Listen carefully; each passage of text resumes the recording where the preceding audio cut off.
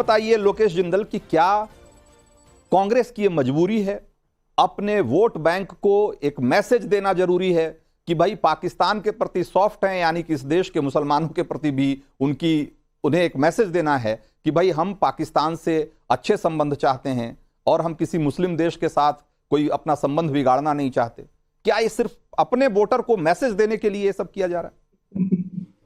रंजीत जी, मुझे एक बात बताइए, जब अटल बिहारी वाजपेयी जी बस यात्रा कर लाहौर गए थे, तो क्या वे इसलिए गए थे कि किसी तरह से मुस्लिम वोटर तक पहुंच जाए या फिर एक विदेश नीति के तहत गए थे?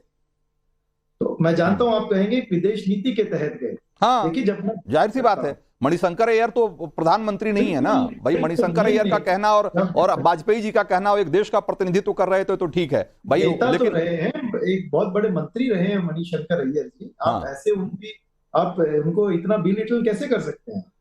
देखिए रंजीत जी, मेरा कहना यह है कि जब हम विदेश नीति की बात करते हैं, विदेश नीति में बहुत पहलू होते हैं। आर्मी तो फिर अगर मणिशंकर अय्यर आपके लिए इतने महत्वपूर्ण हैं तो आपको उस बयान के बारे में भी कुछ कहना बताना चाहिए, जब उन्होंने पाकिस्तान में जाकर कहा था कि मोदी को हटाने में पाकिस्तान को मदद करनी चाहिए हमारी।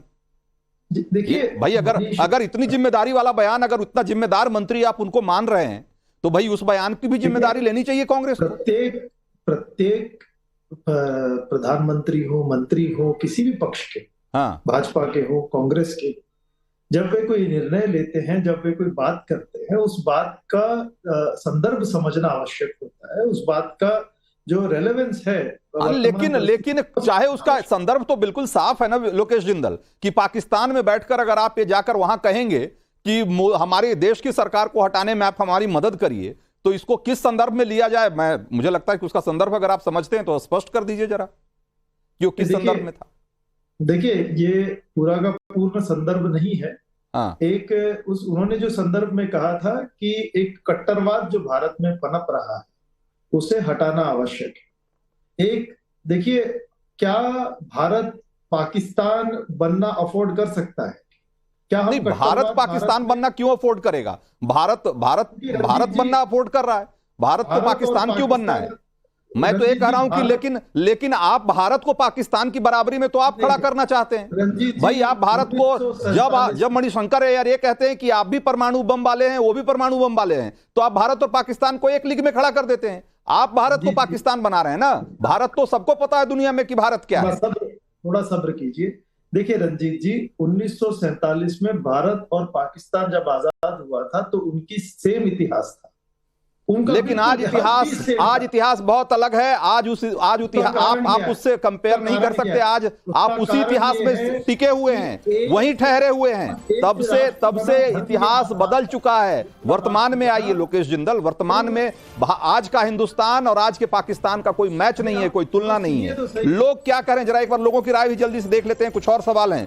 इंडी गठबंधन क्यों बार बार पाकिस्तान से बातचीत पर जोर देता है, सवाल हमने किया था, और 81% लोग कह रहे हैं मुस्लिम वोटर को खुश करने के लिए ऐसा करते हैं। लोगों की राय स्पष्ट है, आप भले उसका गोलमोल जवाब दे रहे हैं, लेकिन लोग क्या कह रहे हैं देखिए। 16% लोग कहते हैं कि कांग्रेस की विदेश नीति में एक दब्बूपन है, इसलिए इस तरह की बात करते हैं, और सिर्फ 2% लोग कहते हैं कि पड़ोसी देश से अच्छे संबंध होने चाहिए। 2.3% लोग। जरा सवाल नंबर 3 का भी जवाब दिखाइए। पाकिस्तान को लेकर पीएम मोदी की पॉलिसी को आप कैसे देखते हैं? यह सवाल हमने किया था और लोगों का जवाब 92-92.5% लोग कहते हैं कि अच्छी है और पाक का पक्का इलाज किया है मोदी ने, ये कह रहे हैं लोग। और मनमोहन सिंह इससे बहुत बेहतर है 6%, और सिर्फ 1.5% लोग कहते हैं कि पड़ोसी है इसलिए उससे बातचीत करना जरूरी है। शिवम त्यागी, समय कम है, ये बताइए कि भाई पाकिस्तान को लेकर जब भी बात होती है पाकिस्तान की, कांग्रेस के जो नेता हैं, या यूं कहें कि इंडी गठबंधन के सारे नेता, खास करके कश्मीर के लोग, जिस तरीके से पाकिस्तान करने लगते हैं, ऐसा लगता है कि इनके पूरे सोच पर पाकिस्तान इस कदर हावी है और इनका वोट बैंक इस तरह हावी है कि उससे आगे नहीं निकल पा रहे। इनकी सोच पर जो भी पाकिस्तान के वकील बनते हैं, उनकी सोच पर पाकिस्तान हावी रहे, पाकिस्तानी हावी रहे, अपना वोट बैंक हावी रहे, या फिर वो इसी सदमे में बैठे रहे कि 370 हट क्यों गया, या फिर वो इसी सदमे में रहे कि अब आतंकवादी हमला होता क्यों नहीं, या फिर वो इसी सदमे में रहे कि नरेंद्र मोदी जी उनको जो अगर ईंट मारते हैं तो उसका जवाब पत्थर से क्यों दे देते हैं, या फिर उनको ये सदमा रहे कि आज पाकिस्तान को हिंदुस्तान के बराबर में खड़ा करने की कोई हिम्मत ही नहीं कर सकता अलावा कांग्रेस प्रवक्ता के, या फिर वो इस दुख में रहे कि भाई अब क्यों भारत पाकिस्तान का नाम साथ नहीं लिया जाता, भारत को अब सुपर पावर्स में गिना जाता है या फिर बढ़ती हुई अर्थव्यवस्था में गिना जाता है और उनका कहीं नाम नहीं है। विषय साफ है, इनको जितना दर्द होना है होता रहे, इनको जितना दुख होना है होता रहे। अब इनके दुख के दिन शुरू हो गए, इंडिया अलायंस वालों के, कांग्रेस वालों के दुख के दिन शुरू हो गए, और इस देश के सुख के, अच्छाई के, समृद्धि के दिन शुरू हो गए। लेकिन आगे जाते ही लेकिन कांग्रेस नेता आज भी जब भारत की बात करते हैं तो बरबस इनके मुंह से पाकिस्तान निकल जाता है। इनको लगता है कि भारत और पाकिस्तान आज भी बराबर हैं। भाई समय तब से कितना बदल चुका है, शायद वो अभी उस अतीत से बाहर नहीं निकल पाए हैं कि भारत और पाकिस्तान एक साथ आजाद हुए थे। ये सिर्फ एक फैक्ट है, उसके बाद की तस्वीर सब कुछ बदल चुकी है लोकेश जिंदल। अब वर्तमान में आने की जरूरत है। चलिए, आज हमारे साथ बहस में इतना ही वक्त था।